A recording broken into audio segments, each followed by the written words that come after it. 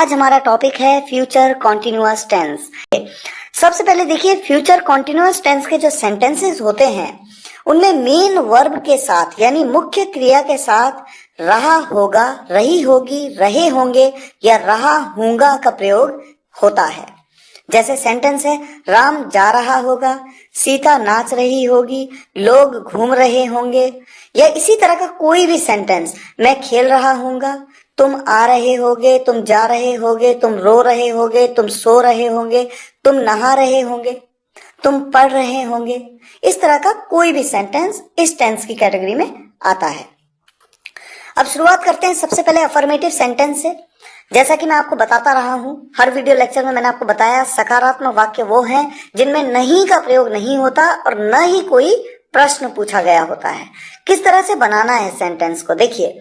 इस टेंस में helping verb है आपकी विल, उसके साथ बी लग करके आता है, विल बी। सब्जेक्ट, उसके बाद विल बी, उसके बाद वर्ब की फर्स्ट फॉर्म और उसके बाद वर्ब की फर्स्ट फॉर्म के साथ लग करके आईएनजी आएगा और उसके बाद ऑब्जेक्ट। सेंटेंस आपके सामने है, राम जा रहा होगा, सब्जेक्ट है राम, उसके बाद विल बी, उसके बाद वर्ब की फर्स्ट फॉर्म, क्रिया है जाना, उसकी फर्स्ट फॉर्म है गो, गो के साथ ING, Ram will be going.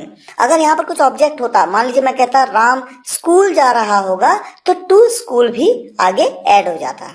अभिषेक आ रहा होगा, अभिषेक विल बी कमिंग। बहुत ही इजी टेंस है। वो बच्चा सो रहा होगा, that kid will be sleeping। Negative sentence में नकारात्मक वाक्य जहां पर नॉट का प्रयोग होता है, subject plus will plus not plus be. ध्यान देने वाली बात यह है कि विल बी के बीच में नॉट आता है, यानी विल उसके बाद नॉट उसके बाद बी, उसके बाद फिर वर्ब की फर्स्ट फॉर्म के साथ आईएनजी लग करके और फिर ऑब्जेक्ट। एग्जाम्पल देखिए, राम नहीं जा रहा होगा, Ram will not be going. Abhishek नहीं आ रहा होगा, Abhishek will not be coming. वो बच्चा नहीं सो रहा होगा, that kid will not be sleeping. अब बात करते हैं इंटेरोगेटिव सेंटेंसेस के कॉन्सेप्ट की। देखिए, प्रश्नवाचक वाक्य जिनमें कोई प्रश्न पूछा गया हो, ऐसे वाक्य जब आएंगे तो सबसे पहले अगर उस वाक्य में कोई WH फैमिली है तो उसका यूज आप करेंगे।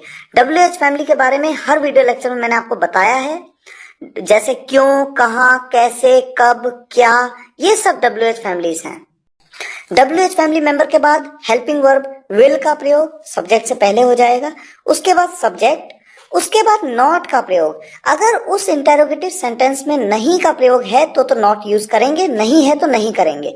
लेकिन जैसा कि मैं हमेशा से बताता रहा हूं, टेंसेस के सभी वीडियो लेक्चर्स में मैंने आपको बताया, अगर इंटेरोगेटिव सेंटेंस में नॉट का यूज होगा तो सब्जेक्ट के तुरंत बाद, नहीं है तो नहीं करेंगे। उसके बाद बी, उसके बाद वर्ब की फर्स्ट फॉर्म, उसके साथ में आईएनजी लग करके और फिर ऑब्जेक्ट।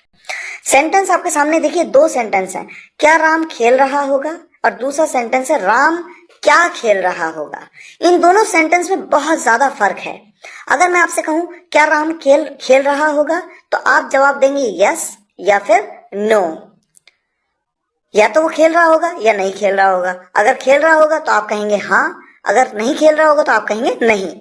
लेकिन दूसरे सेंटेंस में अगर मैं आपसे पूछूं राम क्या खेल रहा होगा, तो ये तो कंफर्म है कि वो खेल रहा होगा, लेकिन क्या खेल रहा होगा तो आपको ये बताना होगा कि वो कौन सा गेम खेल रहा होगा। आप कहेंगे क्रिकेट, या आप कहेंगे फुटबॉल, या आप कहेंगे वॉलीबॉल, या आप कहेंगे बास्केटबॉल, या जो भी गेम वो खेल रहा होगा।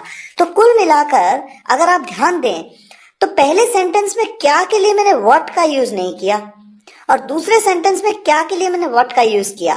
तो कॉन्सेप्ट ये है कि जब भी किसी क्वेश्चन का जवाब आप हाँ और ना में दे सकते हैं, इसका ये मतलब होता है कि वहां पर WH फैमिली का यूज नहीं होगा, वहां पर आप व्हाट का यूज नहीं करेंगे।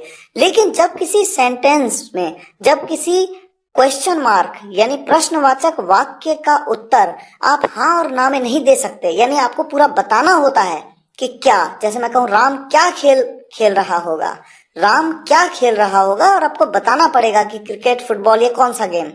तो ऐसे सेंटेंसेस में क्या के लिए WH फैमिली का यूज किया जाता है। WH फैमिली कौन सी है मेरी, व्हाट। व्हाट मतलब क्या।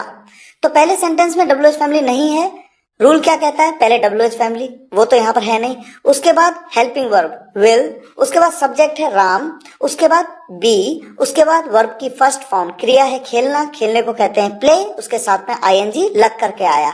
यहाँ पर कोई ऑब्जेक्ट नहीं है, इसलिए प्लेइंग के बाद आप क्वेश्चन मार्क लगा देते हैं। राम क्या खेल रहा होगा? इस सेंटेंस में WH फैमिली है क्या, क्या को कहते हैं what will Ram be playing. अब अगला सेंटेंस है वो किसके साथ खेल रहा होगा। यहाँ पर WH फैमिली है किसके साथ, जिसे आप कहते हैं विद हुम, उसके बाद हेल्पिंग वर्ब विल, उसके बाद मेरा सब्जेक्ट है ही, उसके बाद बी, उसके बाद वर्ब की फर्स्ट फॉर्म प्ले, उसके बाद ING। With whom will he be playing? क्या वो घूम रही होगी? Will she be walking? वो क्या कर रहा होगा?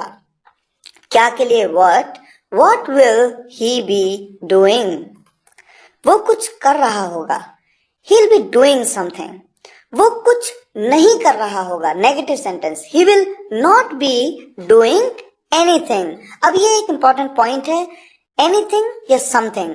देखिए सम का प्रयोग आप पॉजिटिव सेंटेंसेस में करते हैं और एनी का प्रयोग आप नेगेटिव सेंटेंसेस में करते हैं।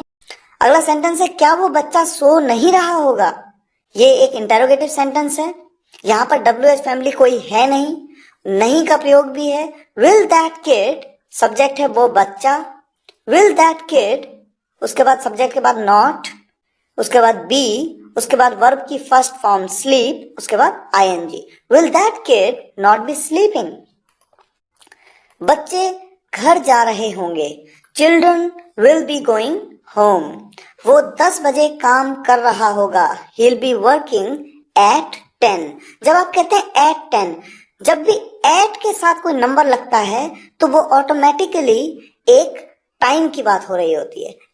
वो 10 बजे काम कर रहा होगा, he'll be working at 10। आप चाहे तो at 10 o'clock भी कह सकते हैं। हम 7 बजे पढ़ रहे होंगे, we will be studying at 7। we'll be studying at 7।